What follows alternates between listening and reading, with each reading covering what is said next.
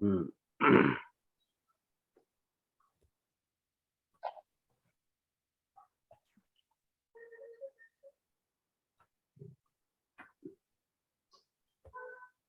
देखो,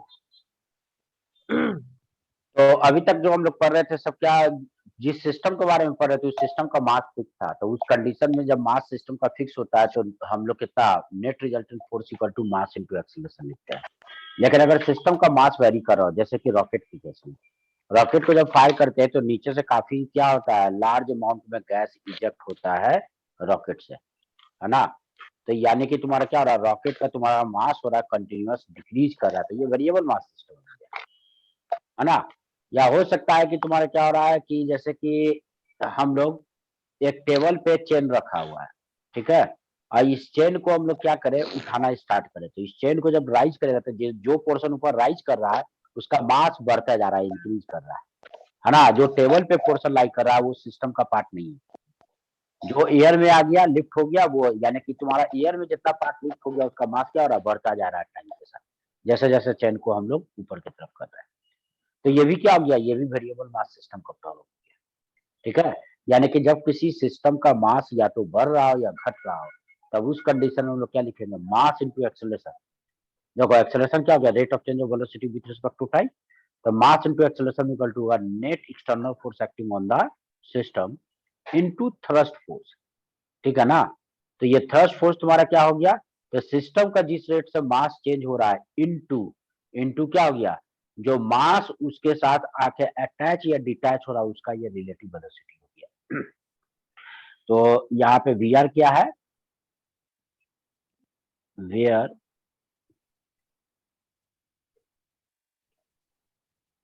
DM by d t हो गया rate of change of mass of a system,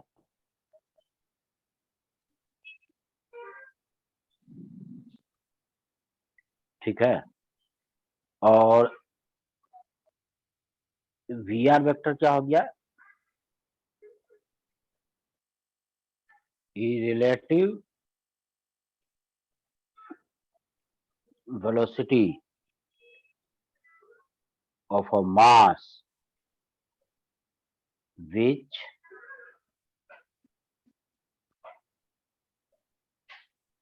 are attaching or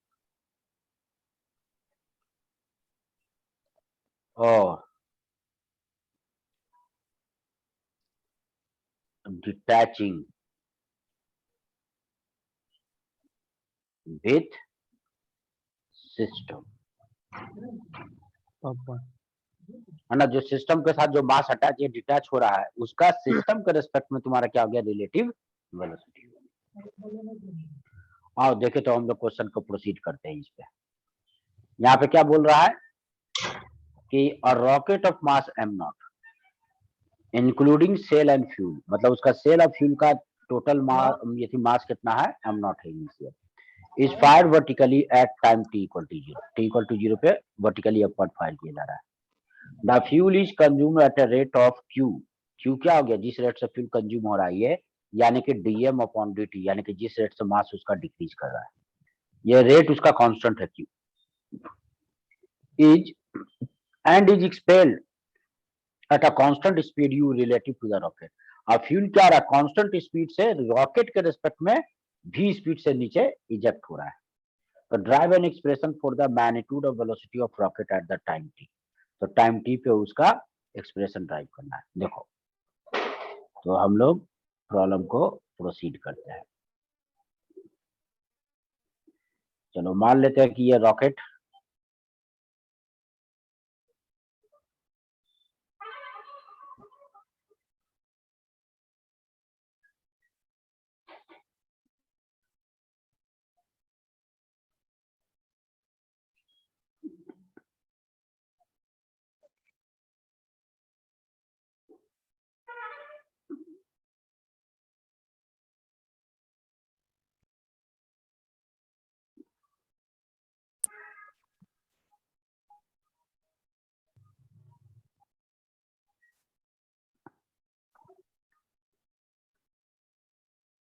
क्या gas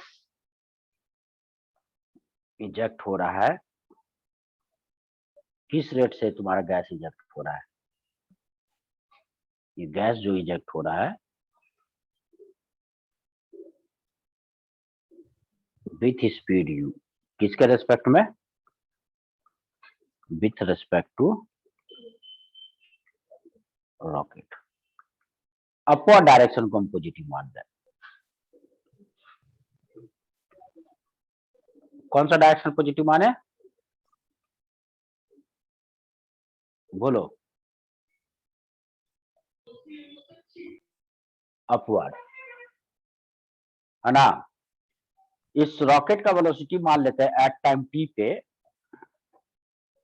at time t rocket का velocity कितना है?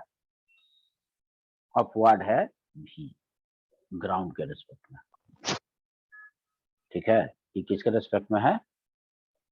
With respect to ground. जब ऐसे भी फ्रेम नहीं लिखेंगे तो अपने आप उसको अंडरस्टूड है कि वो कहां से लेना है, ग्राउंड के रेस्पेक्ट में। हाँ, यू ग्राउंड के रेस्पेक्ट में नहीं था, रॉकेट के रेस्पेक्ट में था, इसलिए इसको यहाँ पे लिखना पड़ा विथ रेस्पेक्ट टू रॉकेट। मान लेते हैं इसका मास कितना इस मोमेंट पे, इस समय इसका मास रॉकेट का घट के हो गया है m। m is the mass of rocket. तो देखो यहाँ पे वेक्टर का, जब जो वेक्टर क्वांटिटी है, अगर वेक्टर अगर तुम्हारा एक प्लेन में है तो हम लोग दो यूनिट वेक्टर यूज करते हैं, आई और आई कैप और जे कैप। स्पेस में है तो आई कैप जे कैप के कैप। लेकिन जब एक ही लाइन पे होता है सारा वेक्टर, तो केवल प्लस माइनस से काम चला लेते हैं। तो देखो, तो रॉकेट का जो भी वेलोसिटी है ऊपर की तरफ, या फ्यूल जो इजेक्ट हो रहा है वो किधर, नीचे की तरफ, सब का सब एक ही लाइन पे है। इसलिए हम लोग क्या करेंगे, इसलिए हम लोग केवल प्लस और माइनस से काम चला लेते। देखो इक्वेशन हम लोग लिखते हैं इससे, इसको यूज करते हुए।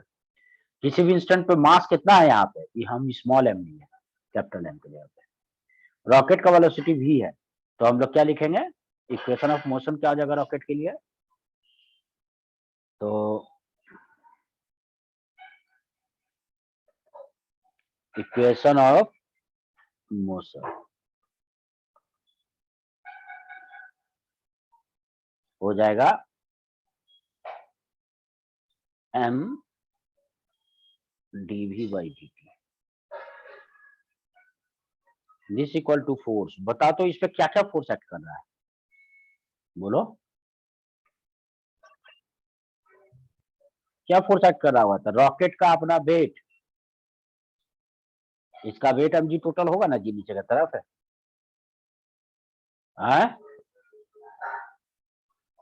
क्या हो रहा है पीछे? Yes sir. रॉकेट का वेट कितना इस मोमेंट पे वेट है? mg। और बताओ, और ये किसी के कांटेक्ट में है? नहीं, नहीं ना है, तो वेट के अलावा तो कोई और फोर्स नहीं होगा।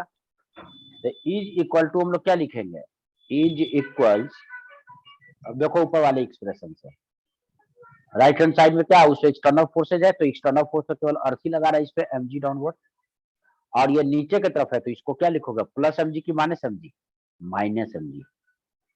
क्या लिखेंगे, माइनस mg, क्योंकि हम कौन सा डायरेक्शन पॉजिटिव माने हैं, अपवर्ड डायरेक्शन पॉजिटिव माने। ठीक है, दूसरा टर्म क्या लिखेंगे, तो फ्यूल जिस स्पीड से इजेक्ट हो रहा है, तो बताओ ये रिलेटिव वेलोसिटी जिससे हो रहा है, तो किस रिलेटिव वेलोसिटी, रॉकेट के रेस्पेक्ट में यू ही से ना नीचे निकल रहा है और डाउनवर्ड जा रहा है, इसका मतलब ये भी नेगेटिव है। तो इसको हम लोग क्या लिखेंगे, तो लिखना है प्लस वी आर। तो वी आर मेरा है माइनस यू, क्यों, क्योंकि फ्यूल नीचे की तरफ इजेक्ट हो रहा है। ठीक है, इनटू क्या लिखेंगे, डीएम बाई डी टी, जिस रेट से रॉकेट का मास चेंज हो रहा है। अब बताओ डीएम बाई डी टी ये वाला क्वांटिटी पॉजिटिव है कि नेगेटिव है? टाइम के साथ रॉकेट का मास घट रहा है कि बढ़ रहा है? घट रहा। हाँ, तो इसे प्लस क्यों लिखेंगे कि माइनस क्यों लिखेंगे? माइनस क्यों लिखेंगे, घट रहा है। तो यहाँ पे जो क्वेश्चन में बोला जिस रेट से कंज्यूम हो रहा है, कंज्यूम अपने आप था कि कंज्यूम हो रहा था यानी कि घट रहा है, तो यहाँ पे तुमको, यहाँ पे Q equal to dm by d t, तुम गलती से Q मत लिख देना, क्या लिखोगे, माइनस Q लिखोगे इसे। क्योंकि टाइम के साथ मास घट रहा है। ठीक है, तो मेरा कितना हो जाएगा, अब इसके बाद एक्सप्रेशन हम लोग लिखेंगे। तो देखो यहाँ पे दिस इंप्लाइज दैट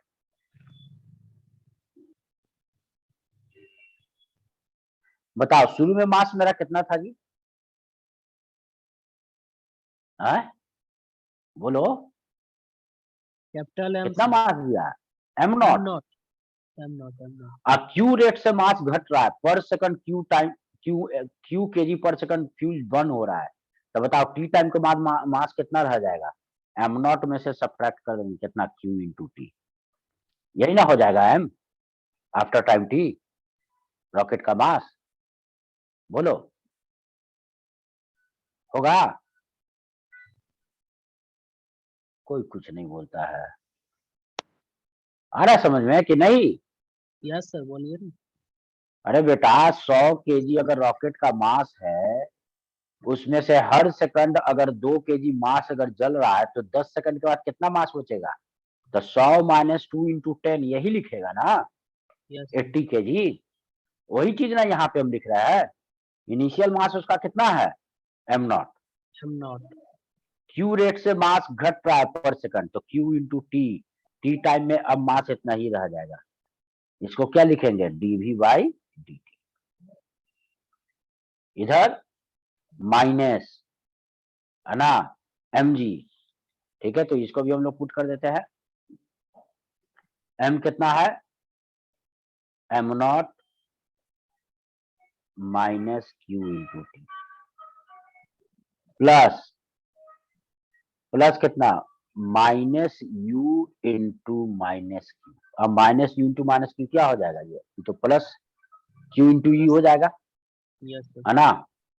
तो इसको यानी कि हम लोग कितना लिखेंगे, ये मेरा हो गया minus q t into d v by d t. देखो यहाँ पे जी छूट गया है मल्टीप्लीकेशन में। सर 7 म्यूट है सर। यू इंटू की कैसे म्यूट हो जाता है? इस बार हम नहीं हुए सही सर, अपने अपने यस सर। हाँ सर अभी हुए सर। तो वहाँ पे जी छूट गया है सर। हाँ चलो अनम्यूट कर लो सब कोई। ठीक है, yes sir.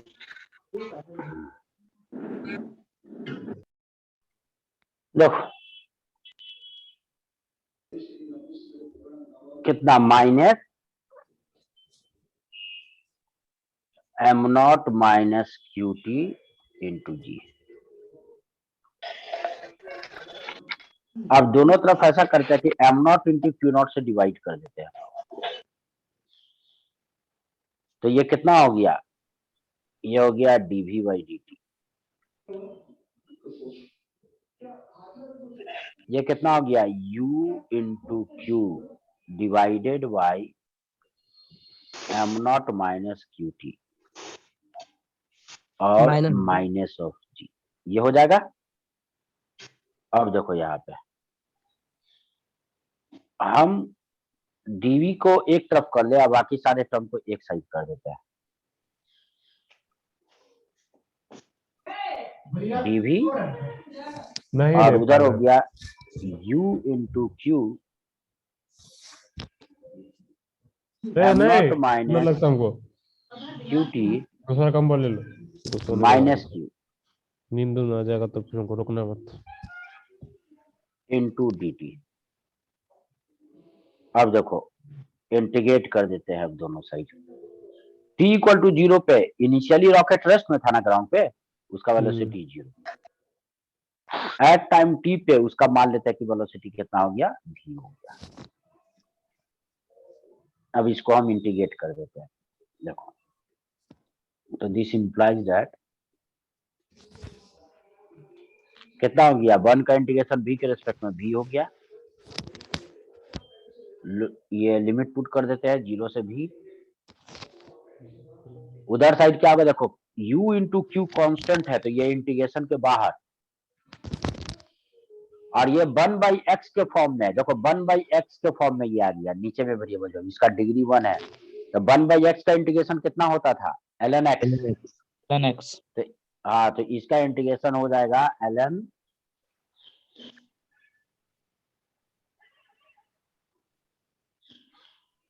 m0 minus QT upon, upon कितना बेटा, तो अपॉन माइनस क्यू, क्योंकि जो कॉफिशिएंट होता है वेरिएबल का यानी कि टी का, उससे लाके यहाँ पे डिवाइड कर देना। सब इंटीग्रेशन में पढ़ाया गया, लेकिन सब तो भूल जाता है, क्या करोगे, टाइम के साथ भूल जाता है। तो माइनस जी इंटू टी। चलो लोअर अपर लिमिट पुट कर देंगे, कहां से कहां तक जाएगा, 0 से टी तक। तो इधर तो आ गया v माइनस 0 यानी कि v, इधर कितना मिल गया, तो इधर ऐसा चूंकि यहाँ पे माइनस साइन है, अच्छा पहले लिमिट चलो u इंटू क्यू, और अच्छा नीचे भी एक क्यू आ गया, तो एक क्यू तो कट गया, ये क्यू और ये क्यू कट गया, तो इसलिए यहाँ पे कितना रह गया, इसलिए यहाँ पे केवल u रह गया। माइनस साइन है तो पहले क्या करेंगे, माइनस है तो पहले लोअर लिमिट पुट कर देते हैं, है ना, यस सर। माइनस है तो पहले लोअर लिमिट पुट कर देते हैं, इससे माइनस हट जाएगा। तो लोअर लिमिट पुट करेंगे तो पहले मिलेगा ln m0, फिर t पुट करेंगे तो क्या मिलेगा, minus ln m0 minus QT, ये हो गया। अब जीटी वाले टर्म में एगो माइनस जीटी मिलेगा, जब जीरो पुट करेंगे तो एगो जीरो हो जाएगा, तो उसको तो लिखने की कोई जरूरत है नहीं। और लॉग जब तुम्हारा क्या बोले थे कि लॉग जब सब्ट्रैक्शन में हो एक दूसरे से, तो वहां पे हम लोग क्या कर देते हैं, लॉग को उसको लॉग के अंदर फिर दोनों टर्म को लेकर डिवाइड कर देते हैं। इसलिए v बराबर कितना हो गया, u ln, ऊपर में हो जाएगा m0 और नीचे हो जाएगा m0 minus QT minus of GT। ये रॉकेट का वेलोसिटी आ गया, ठीक है ना, विथ टाइम, टाइम के साथ रॉकेट का वेलोसिटी का वेरिएशन ये होगा, यही मेरा क्या हो गया, आंसर। ठीक है, बता आपको प्रॉब्लम कहीं पे है नहीं, केवल मैथमेटिक्स ज्यादा है, बस एक वो फॉर्मूला है, वेरिएबल मास सिस्टम का जो भी क्वेश्चन होगा सब बस इसी एक फॉर्मूला से हमें सॉल्व करना है, इसी को यूज करके हो जाएगा। यस चलो इसका स्क्रीनशॉट ले लो।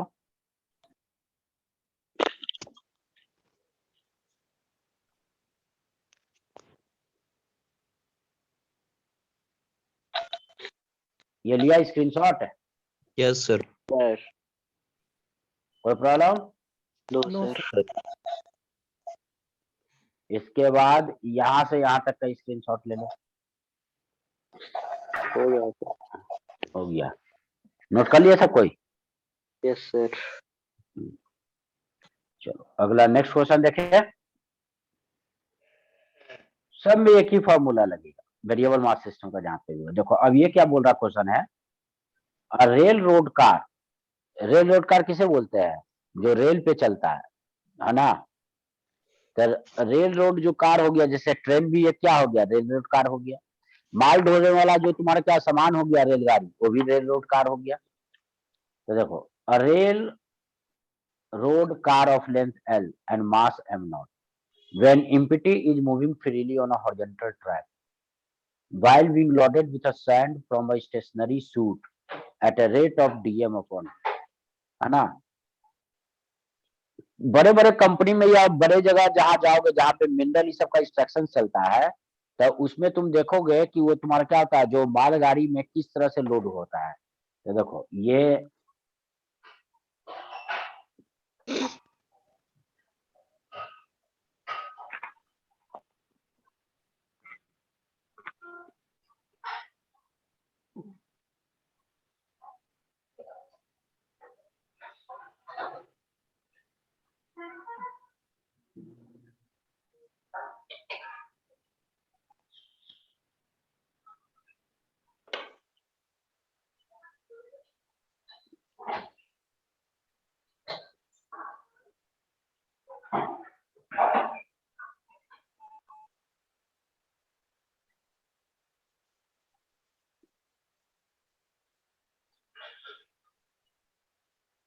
हम्म।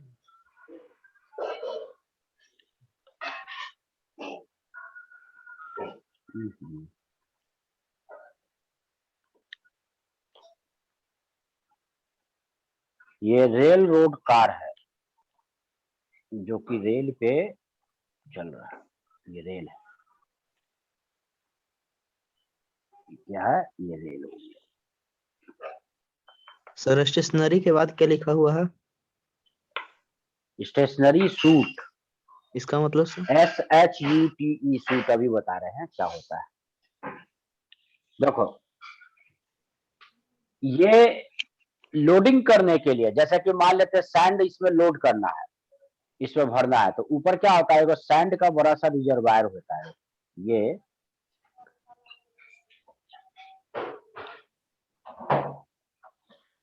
कई कई किलोमीटर में फैला रहता है ये रिजर्वायर, और इस रिजर्वायर के नीचे से क्या होता है, रेल जब क्रॉस कर रहा है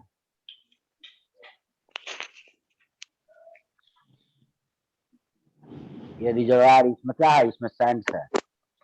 अब बहुत बड़ा होता है, इसमें कई हजारों लाखों टन सैंड है, और इसमें तुम्हारा क्या, ये जो है देखो ये जो माउथ जो बना हुआ है ना गिरने के लिए, यहाँ से सैंड क्या होगा, इसमें ये सैंड कंटिन्यूअस गिर रहा है, और ये कैसे फीलिंग होता है, तो रेल आगे बढ़ रहा है, ठीक है ना, रेल आगे बढ़ रहा है, तो रेल जैसे जैसे आगे बढ़ता जाएगा, इसमें क्या होगा, इसमें सैंड भरते चला जाएगा, है ना, है इस तरह से इसमें सैंड फीलिंग चलता है। इसका माउथ को ओपन कर दिया जाता है, इसी को बोला जाता है सूट। क्या बोलते हैं इसको, सूट बोलते हैं।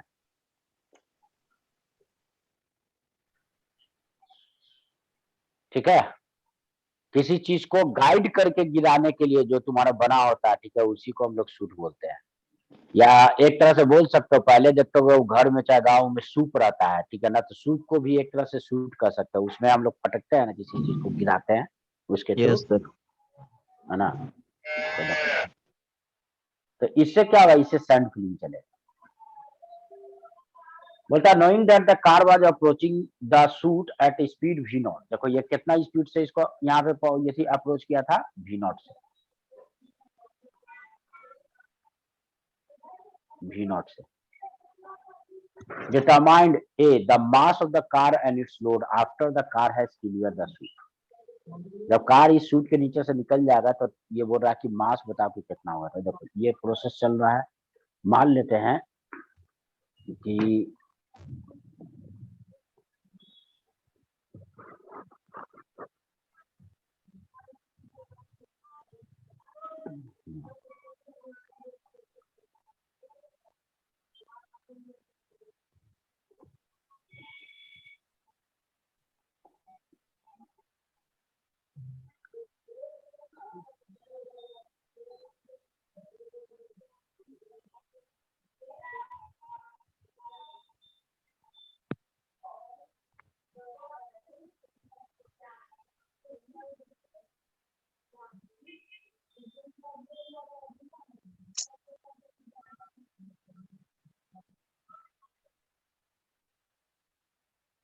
इसमें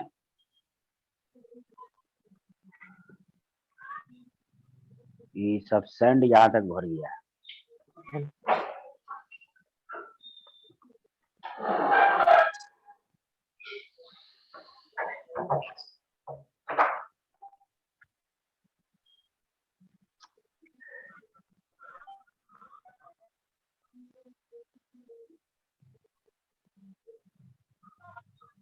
सैंड गिर रहा है ऊपर से,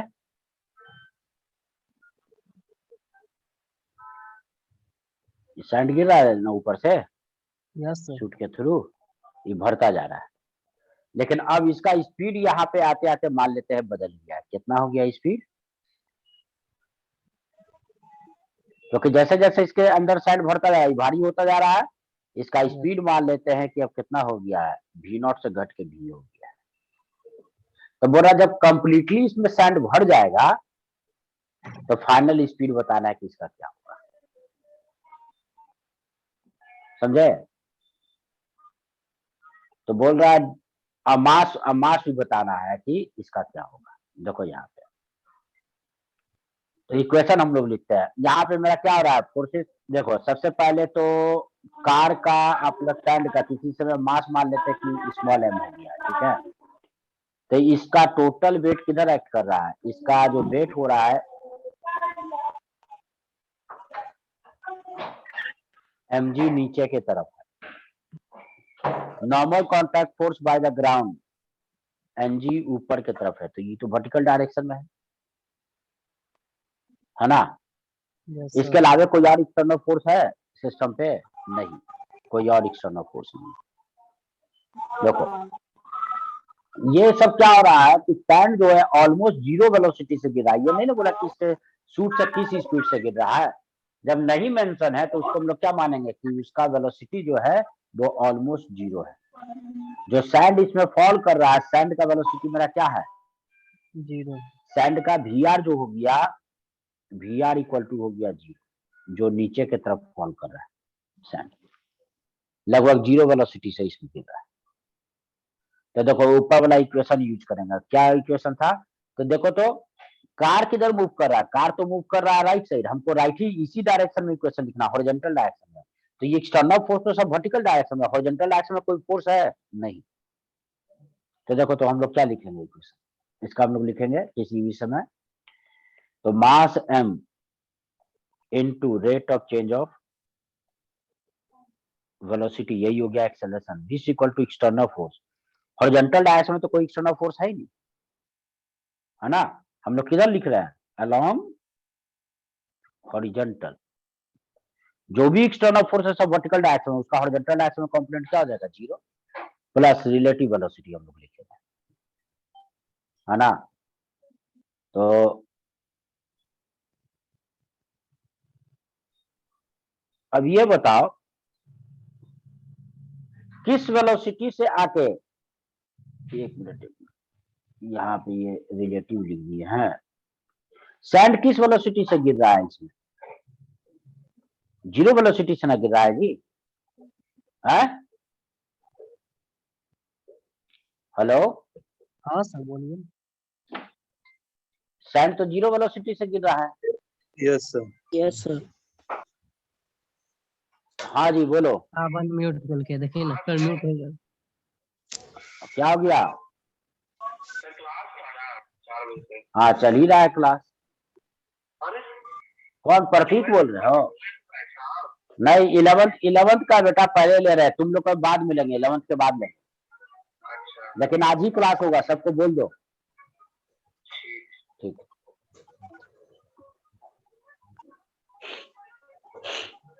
हाँ देखो, तो ये सैंड जीरो वेलोसिटी से ग्राउंड के रेस्पेक्ट में लगभग जीरो से गिर रहा है, लेकिन कोई आदमी अगर इस पे तुम्हारा क्या इस रेल में खड़ा है तो उसको सैंड किस स्पीड से आते हुए दिखेगा और किस डायरेक्शन में दिखेगा, रेल तो आगे जा रहा है भी से, है ना। तो ऑब्जर्वर के लिए तो इसका वेलोसिटी जीरो ना हो जाएगा, जो तुम्हारा सैंड रेल में पड़ा हुआ है चाहे रेल का, तो उसके लिए भी पीछे लगाओगे, तो सैंड पे भी तो भी पीछे लगाओगे, तो यानी कि रेल के रिस्पेक्ट में बताओ सैंड का वेलोसिटी मेरा कितना हो जाएगा, भी किधर साइड, लेफ्ट साइड। कौन सा डायरेक्शन पॉजिटिव लेके चल रहा है, राइट डायरेक्शन, माइनस तो relative velocity of sand with respect to rail कितना हो जाएगा, लेफ्ट साइड हो जाएगा, तो इसको क्या लिखेंगे, माइनस भी, क्योंकि ग्राउंड फ्रेम पे सैंड वर्टिकली केवल नीचे गिर रहा है ना, इस डायरेक्शन में गिर रहा है, वर्टिकली नीचे गिर रहा है। इसका मतलब कि रेल के रिस्पेक्ट में इसका वेलोसिटी क्या होगा, पीछे की तरफ होगा भी, इनटू क्या, जिस रेट से रेल का मास चेंज हो रहा है, dm/dt, ये हो गया। तब यहाँ पे मेरा क्या एक रिलेशन बना, देखो दोनों तरफ से dt को हटा देते हैं तो m dv is equal to हो गया minus of v into dm, ये एक रिलेशन हुआ। और हम लोग क्या लिख सकते हैं, देखो मास को कितना लिख सकते हैं, सैंड तो दे रहा है कि कांस्टेंट रेट क्यू से गिर रहा है, तो इसको मास क्या लिखेंगे हम लोग? मास शुरू में एम नॉट था, टी टाइम में सैंड उसमें कितना गिर जाएगा? क्यू इंटू टी, है ना? इतना गिरेगा ना, तो मास सर कितना हो गया रेल का? Am not plus Q t into D भी।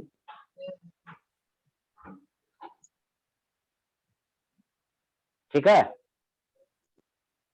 इंटू, या इसको ये इतना रहने दो, अभी इसको इंटीग्रेट हम लोग कर देते हैं,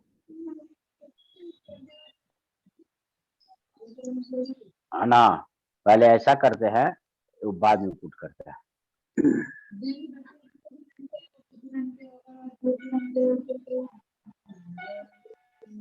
इसके यहाँ से गुनगुनाहट की आवाज आ रहा है बेटा।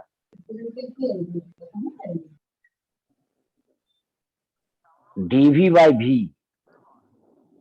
Is equal to minus dm upon m. इसको इंटीग्रेट हम लोग कर देते हैं। टी इक्वल टू 0 पे इनिशियल मास एम नॉट है, एट टाइम टी पे मास कितना ले लिए? एम। उसी तरह से इनिशियली कार का वेलोसिटी मेरा कितना है? वी नॉट है, और टी टाइम पे उसका कितना ले लिए? वी ले लिए। तो हम लोग क्या देख रहे हैं, यहां से आ जाएगा, इसका इंटीग्रेशन तो आ गया l n v, lower upper limit put करेंगे, माइनस इधर कितना आ गया? एल एन एम, यहां भी लोअर अपर लिमिट पुट करेंगे,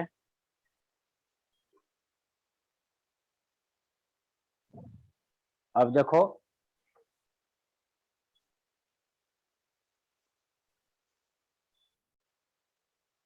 लिमिट का वैल्यू पुट कर देते हैं, तो कितना हो गया ये?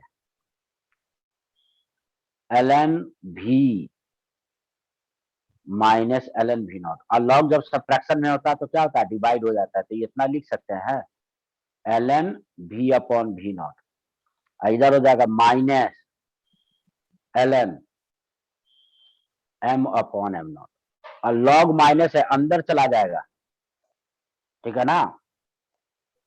तो इसको लिख सकते हैं l n v upon v not is equal to, हम लोग लिख सकते हैं एल एन, अब माइनस अंदर चला गया, तो लॉग में जब माइनस अंदर जाता है तो पावर में चला जाता है, तो यहाँ पे ये वाला आ जाएगा माइनस, यहाँ पे पावर में -1, तो उल्टा ना हो जाएगा, वहां पे कितना हो जाएगा? एम नॉट अपॉन एम हो जाएगा, दोनों तरफ से लॉग हटा देते हैं, तो ये हो गया भी upon v not is equal to हो गया एम नॉट अपॉन एम। अब यहाँ पे हम लोग क्या करेंगे, इसका हम लोग वेलोसिटी निकाल सकते हैं, देखो कैसे।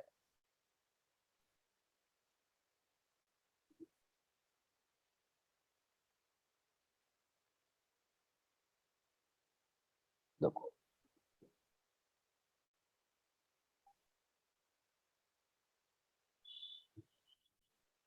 स्टेशनरी लोड,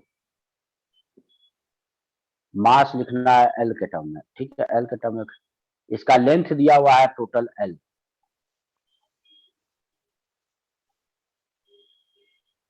ये लेंथ कितना है? एल।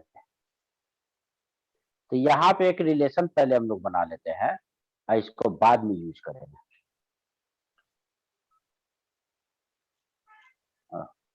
ऊपर वाला मिट गया,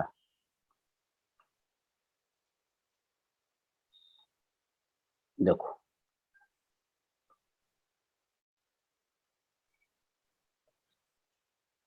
therefore m into v is equal to m naught v naught, पहला रिलेशन। और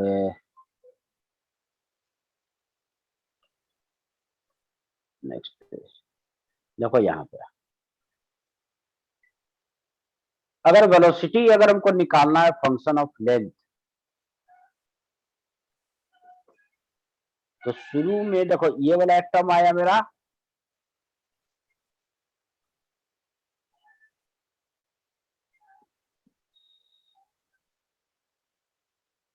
मास को हम लोग पुट करेंगे एंड इस टोटल लेंथ।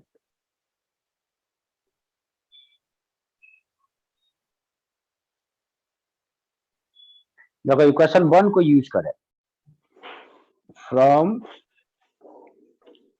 इक्वेशन 1 मास को हम लोग क्या लिखेंगे, मास को लिखेंगे m0 plus q into T time में टोटल इतना मास हो जाएगा। अब वेलोसिटी को क्या लिखेंगे, वेलोसिटी को हम लोग लिखेंगे dx बाई dt लिखेंगे, यही ना। This equal to m0 v0, ये तो इनिशियल वाला वेलोसिटी। अब इसको इंटीग्रेट करना होगा, तो हम लोग dt वाले टर्म को एक तरफ रख लेंगे और dx वाले टर्म को एक तरफ। dx इधर हो गया, इधर हो गया m0 v0 dt divided by m0 plus qt। अब इंटीग्रेट करें फिर एक। अब देखो t इक्वल टू 0 पे कितना लेंथ मूव किया होगा कार, 0 है ना।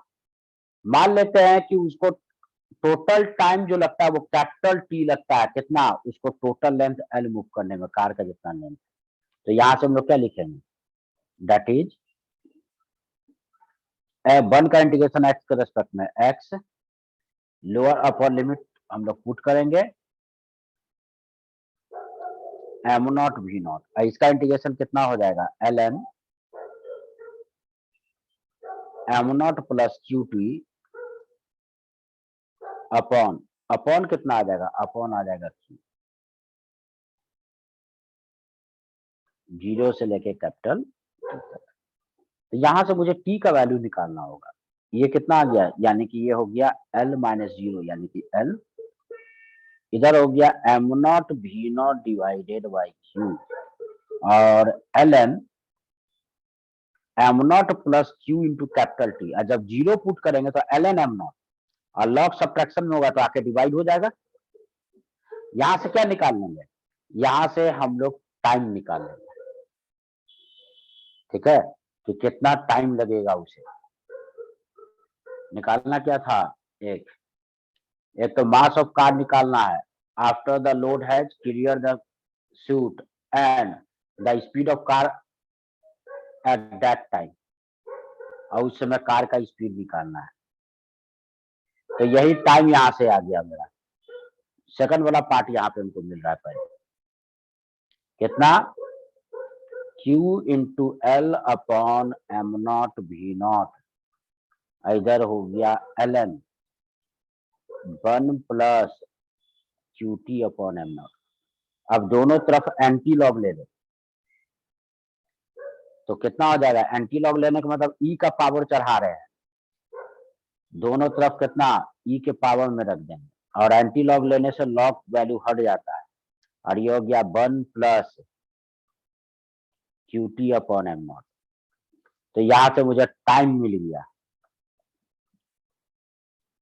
टाइम कितना आ गया, तो 1 जाके सब्ट्रैक्ट हो जाएगा, ये हो गया m0 अपॉन q e का power ql divided by m0 v0 minus 1।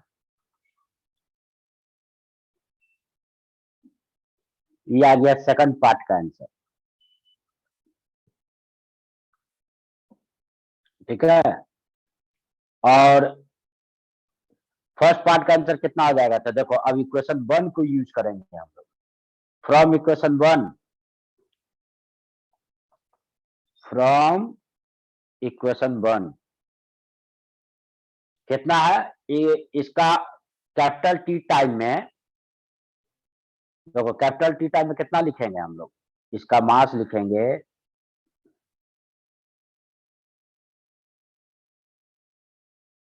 m0 v0 is equal to m into v के बराबर है। तो m मेरा कितना हो गया, तो m हो गया m0 plus qt, capital T time में ना पूरा, यानी कि रेल आगे शूट के आगे से निकल गया, तो कैपिटल टी टाइम पुट करेंगे फाइनल, इनटू यही मुझे वेलोसिटी बताना है। अब टी का वैल्यू कहाँ से, टी का वैल्यू यहाँ से लाके इसमें पुट कर देंगे। तो टी का वैल्यू लाके जब इसमें पुट कर दोगे तो फाइनल v का वैल्यू कितना आ जाएगा, सिंप्लीफाई करके आ जाएगा v का वैल्यू ऊपर में एम नॉट ई का power QL upon m naught v not.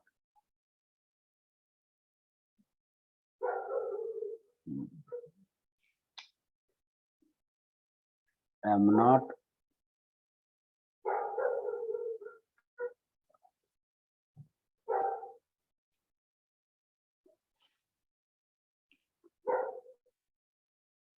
Velocity लिखना है v नॉट ई का power minus QL m naught v naught e का power QL m naught v naught. ये हो जाएगा पहला पार्ट का आंसर।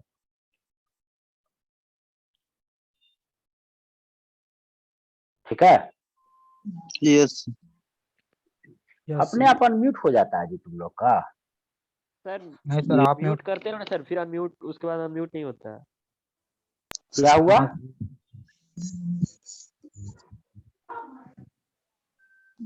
हम तो म्यूट नहीं किए बीच में कुछ। सर हम लोग म्यूट कैसे हो जाता है? सर सर आप unmute- एक बार सबको अनम्यूट करते उसके बाद हम लोग म्यूट करते उसके बाद फिर नहीं होता हम लोग से। उसके बाद लिखता है टेक्निकल hold फॉल्ट है पटेल शायद। है भाई। कुछ फॉल्ट है, वही तो कुछ प्रॉब्लम आ रहा है पिछली बार से। हमको लगता है जो विनीत जी शुरू में जो म्यूट कर देते हैं ना, उसी की वजह से इफेक्टिव होता है। चलो पता नहीं सर। ठीक है, तो ये तुम्हारा इसका सोल्यूशन हो गया। देखो ये वाला जो लाइन लिखा ना, इतना हम जानबूझ के इस इक्वेशन का यूज करवा के लिखा है, ठीक है ना, जो शुरू वाला ये वेरिएबल डायरेक्ट बिना यूज किए ये डायरेक्ट इस लाइन पे तुम आ सकते थे, एक लाइन में बिना इतना लिखे हुए, बिना इतना लिखे हुए। क्यों? हॉरिजॉन्टल डायरेक्शन में केवल मोमेंटम कंजर्व कर देना, सकते क्योंकि जो भी एक्सटर्नल फोर्स है वेट mg और mg सब तो वर्टिकल डायरेक्शन में है। थे। यस हॉरिजॉन्टल डायरेक्शन में कोई एक्सटर्नल फोर्स नहीं, तो शुरू में मोमेंटम कितना है m naught into v naught, और फाइनल वेलोसिटी v हो गया और मास m है, तो फाइनल मोमेंटम कितना है m into v. Horizontal direction में कोई एक्सटर्नल फोर्स नहीं, तो initial momentum equal to final momentum. तो डायरेक्ट हम लोग ये बोल सकते हैं m into v equal to m naught v. समझा? Yes sir. उस इक्वेशन को केवल कैसे यूज करते अप्लाई करते उसको बताने के लिए इतना लिखने की कोई जरूरत नहीं है, डायरेक्ट इस लाइन को तुम लिख सकते हो। हॉरिजॉन्टल डायरेक्शन में कोई एक्सटर्नल फोर्स है नहीं, तो मोमेंटम कंजर्व करने से ही ये मिल जाएगा। हाँ, उसके बाद से ये वाला फिर स्टेप आगे बढ़ना पड़ेगा। ठीक है, कि आफ्टर टाइम टी इस मास को हम लोग कितना लिखेंगे यहाँ पे, तो इस मास को लिखेंगे am not plus Q T, और वेलोसिटी को क्या लिखेंगे dx बाई dt, और ये इंटीग्रेशन करना होगा। बाकी तो सब मैथमेटिक्स है, इंटीग्रेशन पढ़ा चुके हैं। ठीक है, कोई प्रॉब्लम नहीं? तो इसको स्क्रीनशॉट लो पहले, सबसे नीचे देखो। यहाँ पे स्क्रीनशॉट लिया, हाँ सर। Yes sir. ये हो गया। यहाँ से यहाँ स्क्रीनशॉट लो, हो गया सर। ले लिए हो गया। सर यहाँ पे रुकिएगा थोड़ा यहाँ लिख से रहा यहाँ तक स्क्रीनशॉट लो। हूँ। सर रुक गया ना, थोड़ा लिख रहा हूँ।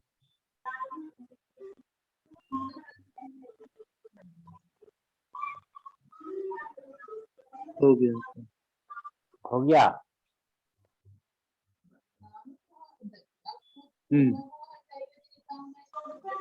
अब 2 मिनट बाकी रुकिए। यहाँ तक ले लो।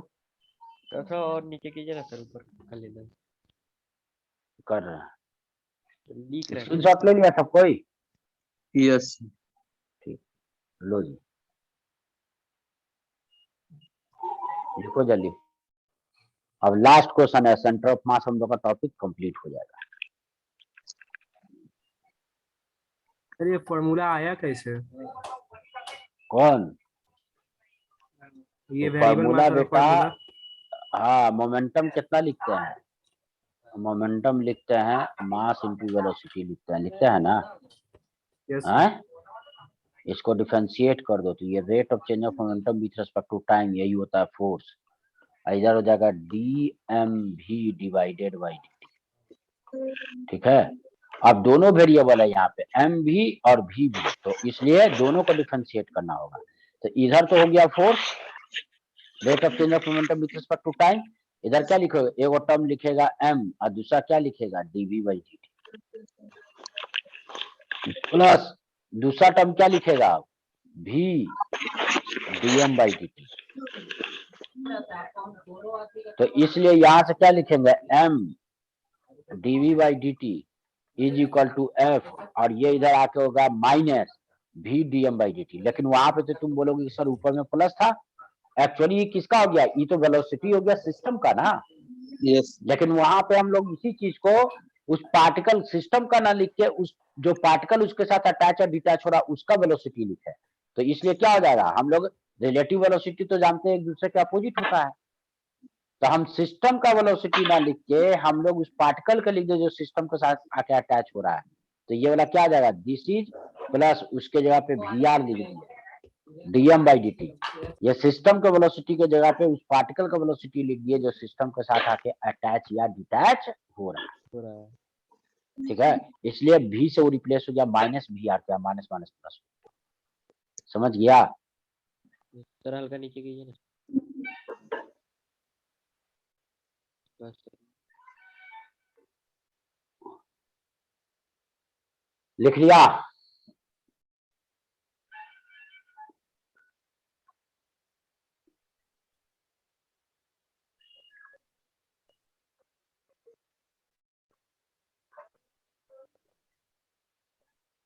हो गया? Yes sir. देखो अब लास्ट क्वेश्चन क्या बोल रहा है, a uniform chain of mass m L hang on the thread and touches the surface of a table by its lower end. Find the force exerted by table on the chain when half of its length has fallen on the table. The fallen part does not form heap. क्या है, ये table है,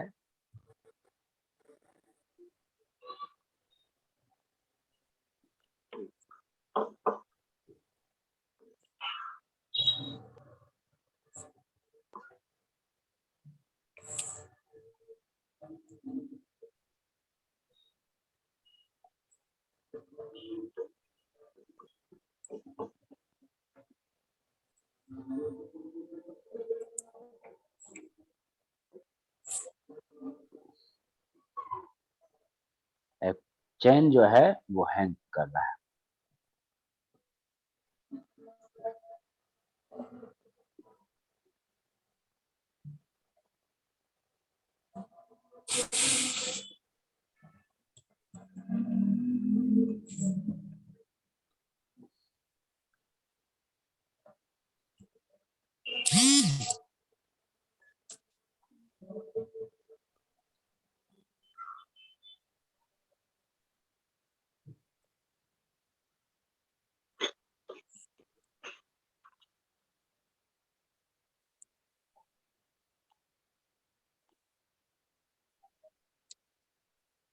कितना length है इसका, L, मास m है।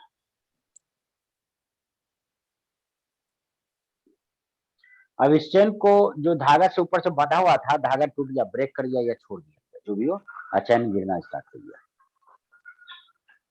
तो मान लेते हैं कि जब चैन का कितना पोर्शन फॉल कर चुका है, बाई लेंथ फॉल कर चुका है, यानी कि यहां से हम लोग देखे, ये सोचे कि यहां से बाई हाइट ऊपर,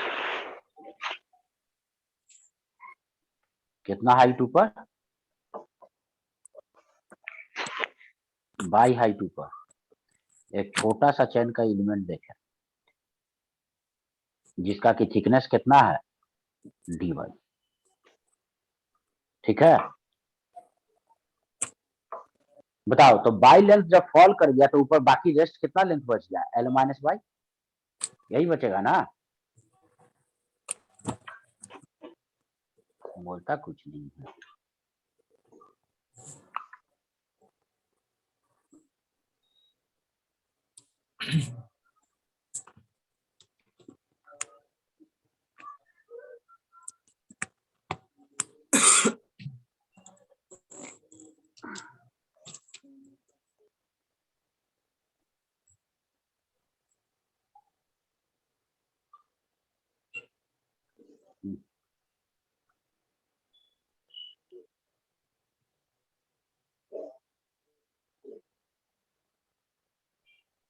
से कहे बजा रहेगा।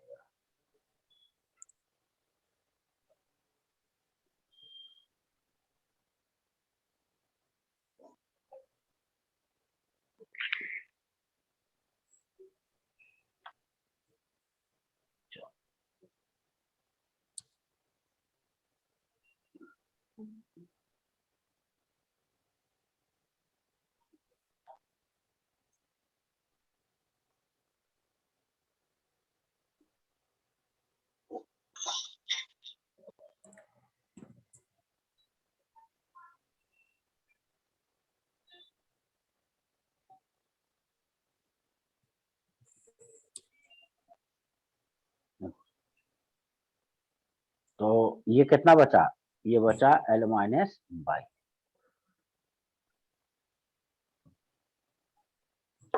ठीक है, ऊपर वाला कितना ये था, यहाँ से यहाँ तक L माइनस बाई था।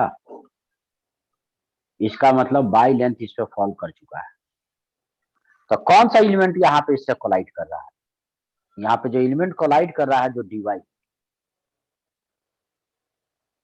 मेरा सिस्टम कौन है, पहले ये चीज समझे। ठीक है ना, टेबल पे फोर्स निकालना है मुझे। तो सिस्टम हम लोग माने हैं जो टेबल पे पोर्शन आके लाई कर रहा है। देखो, the portion of chain lying on the table is taken system, उसे हम लोग सिस्टम ले रहे हैं। तो बताओ फोर्सेस क्या क्या है? तो बाई पोर्शन टेबल पे लाई कर चुका, वही ना मेरा सिस्टम है। जो पोर्शन टेबल पे लाई कर रहा है उसका लेंथ कितना है, बाई। तो बताओ टोटल m पोर्शन का मास कितना है जी, l लेंथ का मास है m। तो मास वन लेंथ हो गया m बाई l, कितना हो गया ना।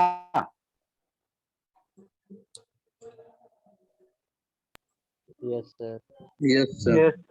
Yes sir. परेशान हो गया इससे।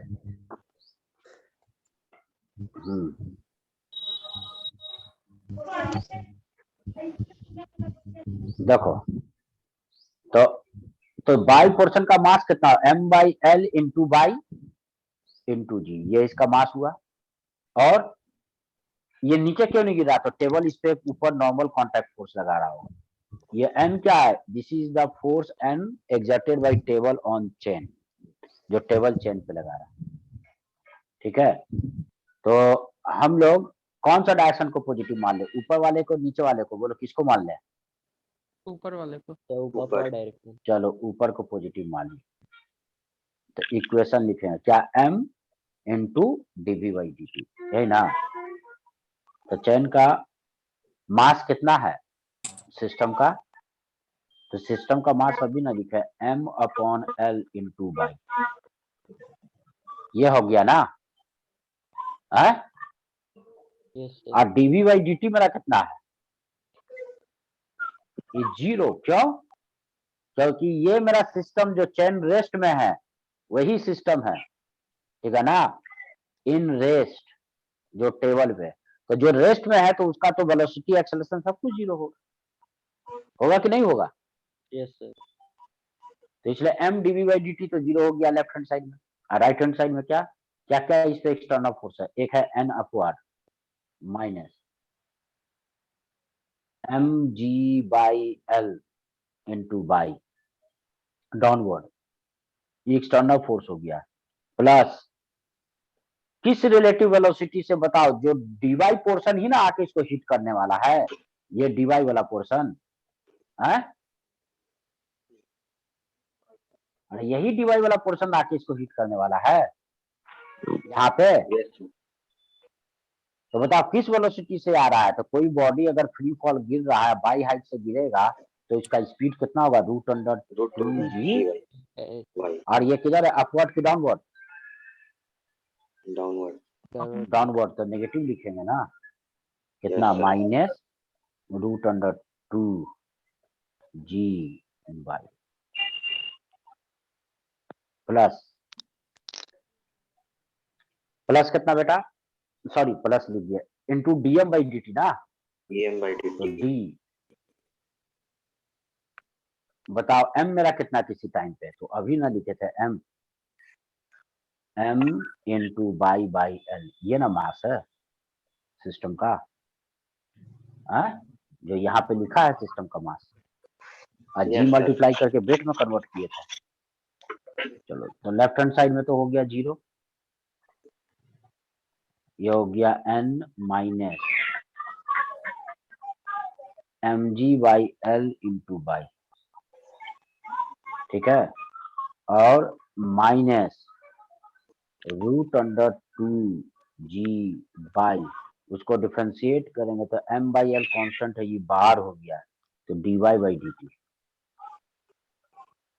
यही ना। और dy बाई डी टी क्या हो गया, जो एलिमेंट जो बाई हाइट से गिर रहा है तो रेट ऑफ फॉल वो वेलोसिटी ना हो गया, उसका वेलोसिटी मेरा कितना है, तो ये बताओ बाई जो हुआ, ये तो हम लोग इस पोर्शन का लेंथ लिए जो फॉल किया, बाई क्या हो गया, जो टेबल पे पोर्शन जो लाई कर रहा है, जो टेबल पे पोर्शन लाई कर रहा है उसका लेंथ है ना बाई, और टाइम के साथ बाई बढ़ेगा कि घटेगा, बढ़ेगा, बढ़ेगा चेन सर, जैसे जैसे गिरेगा तो टेबल पे जो पोर्शन लाई करेगा वो बढ़ता जाएगा ना। बढ़ते जाएगा ये।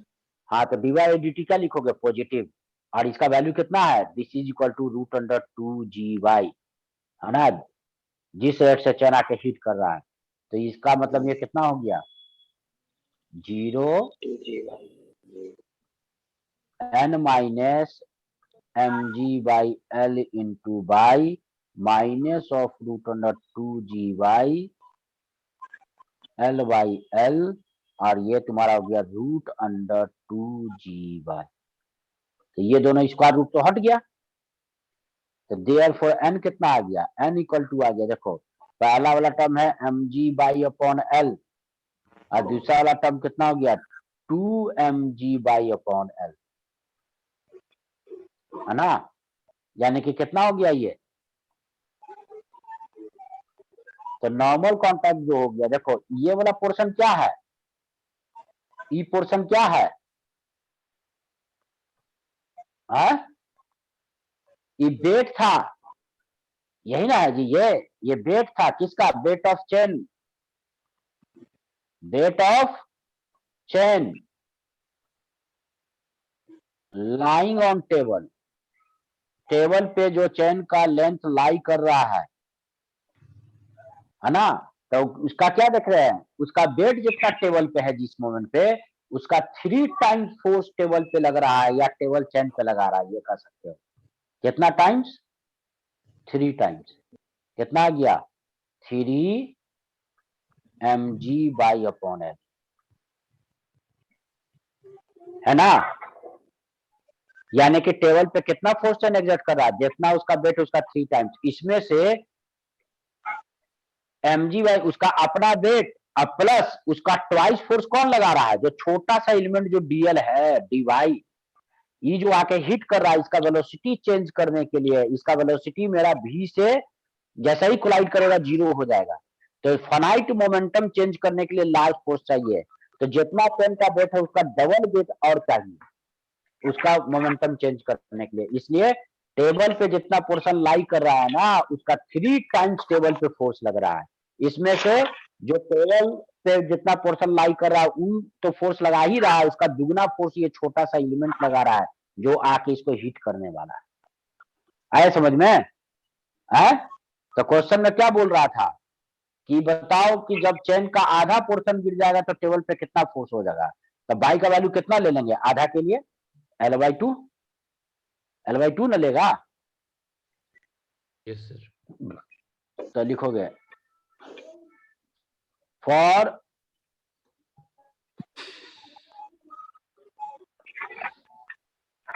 Half fall length of chain, chain के आधा फॉल लेंथ के लिए कितना, बाई का वैल्यू हो जाएगा L/2, इसलिए नॉर्मल का वैल्यू कितना हो जाएगा, नॉर्मल का वैल्यू हो जाएगा 3mg/2, यानी कि 1.5 टाइम्स उसके चेन का वेट का, चेन का जितना वेट उस पर लाई कर रहा है, कितना आधा चेन गिरा है तो केवल mg/2 लाई कर रहा है, उसका 3 टाइम्स फोर्स उस पर लगेगा।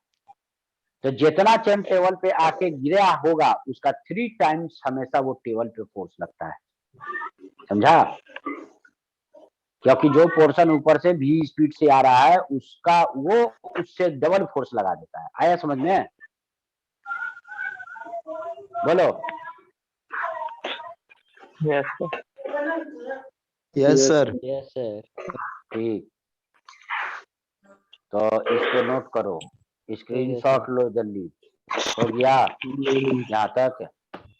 हाँ यस सर। सर नहीं हुआ है अब थोड़ा मतलब। यहाँ से यहाँ तक का स्क्रीनशॉट लो। सर सर ऊपर की ऊपर प्रॉब्लम है। एक ऊपर बार कीजिए। कर दीजिए सर। ऊपर वाला नहीं लिया है, काहे नहीं लिया है? लो अब हो गया ऊपर वाला। Yes sir. अब इसको लो। हो गया सर। हो गया। यस अब इसको नोट करो। हो गया सर। आपको प्रॉब्लम नो सर। नहीं? तो हम लोग का सेंटर ऑफ मास का टॉपिक पूरा कंप्लीट हो गया, ठीक है ना? और तुम लोग नोट्स बना के आओगे बन कंप्लीट, गया सर। और क्वेश्चन सब बनाया है तो फिर अब आओगे तो क्लास में उसका डाउट डिस्कशन हो जाएगा, जो भी बुक से बनाए होगे, है ना? Doubt class yes centre sir. पे, ठीक है? और आओगे तो हम लोग का टॉपिक स्टार्ट होगा रोटेशनल डायनेमिक्स। कोई प्रॉब्लम किसी को? No sir. नहीं। तो टॉपिक हम लोग का एक कंप्लीट हो गया, सेंटर ऑफ मास।